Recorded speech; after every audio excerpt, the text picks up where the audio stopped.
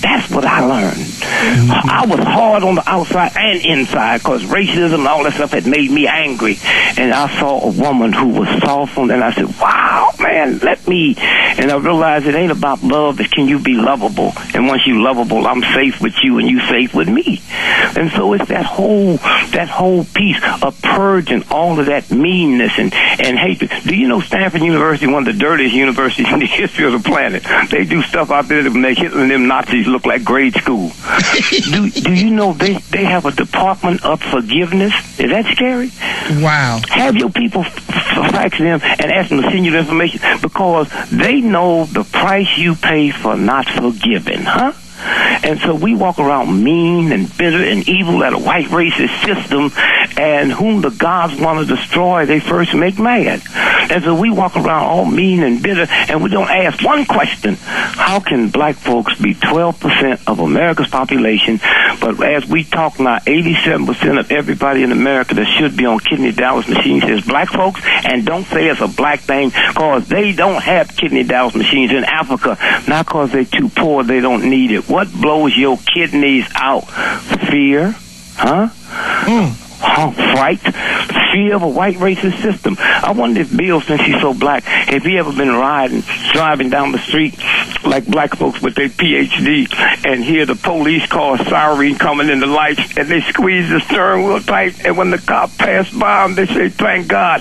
Why are you going to thank God for something you didn't even do? They wasn't even after you. Have you ever felt that, Bill? Hey. And so when you stop and think about where this thing is going, and the mind have to be cleaned out. But that's what happened with black radio. And in Jena, Louisiana, that's what happened. Let me tell you where this thing is going. I'm 75 years old. Had I been a felon and applied for a job at your daddy's company 40 years ago, if I didn't say I was a felon, how would they know? They didn't have no computers. Right. Today, you go apply for a job while I'm being interviewed, it pops up on the screen. They don't even have to tell me. They smile, say it was a good interview. We'll get in touch.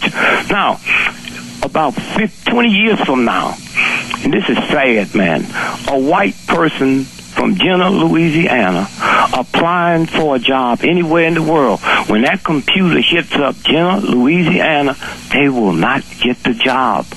Okay? White people, 40, 25 years from now, 30, apply for a job. When your grade school and high school pop up, it's going to be red tagged. If you didn't have, I'm not saying minorities, if you didn't have no African Americans in them schools, you will not get the job. That's where this is going. And it ain't got nothing to do with us. We've already put it out. A wild thing happened right before Thanksgiving last year.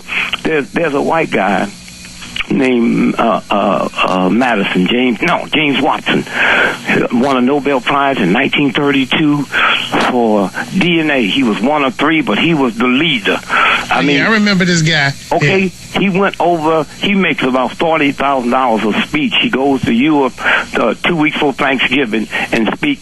And so when he went to Europe this year, he was interviewed by the London Times, and he said in a 2-hour interview, the reason Africa can't make it because African and African descent is not intelligent as white Europeans. That story ran on Sunday. Now, I don't get my London Times till Monday. It ran on Sunday, and Monday, all his jobs was canceled. That wasn't black folk canceling his jobs, man. That's right. Okay, and then he held an interview, and to his credit, he didn't say misquoted. He said, well, after what I read, I can't believe that came out my mouth. There is no scientific data for that.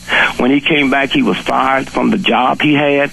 Now, 15 years ago, the bell curve, that thug out there at Stanford University, PhD, did the book that black folks and not as intelligent white folks, he never lost his job. He did debates. That day is over, man. You cannot get by with that no more. And most black folks don't know that what came out of this movement was a mind change. And if all you listen to them ignorant white folks that you with talking that talk or listen to right-wing radio, the real white folks wouldn't waste their time listening to the right-wing radio and all that. I would pay Rush Limbaugh to stay on the radio. Why? Because when that stuff come up, white folks lost that meanness. I don't walk down the street and just see they disdain for me because they got somebody they can turn into and get some juice from them every night, and they don't have to walk around with that hatred. And so when you stop and think about, 90% of black folks that die from cirrhosis of the liver never had a drink of alcohol in their life. What caused your liver to get pickled? Anger, huh? Anger. That Dick, we got like a minute left. I want to just say this. I want to thank you again for coming on the show. I got to bring you back on, brother, and give you another hour because I'm honest. Be honest with you. I'm getting emails. I got about 300 emails here of people talking about what a great hour. I agree with them. You are the #1 truth fighter. I'm 1A. You number one. I'm 1A. I love it. Now, when I get off, I'm going to call white folks in case they were listening and apologize and tell them that wasn't me. Well, you know what? Hey, Dick, I'm not apologizing to nobody. Well, see, I'm 75 years old. I still got the most slave genes that perk. I love you, baby, and thank you. I love you too, man. I'll talk to you soon. Doing what you're doing. Yes, sir. Dick Gregory, y'all. Look, #1 truth fighter.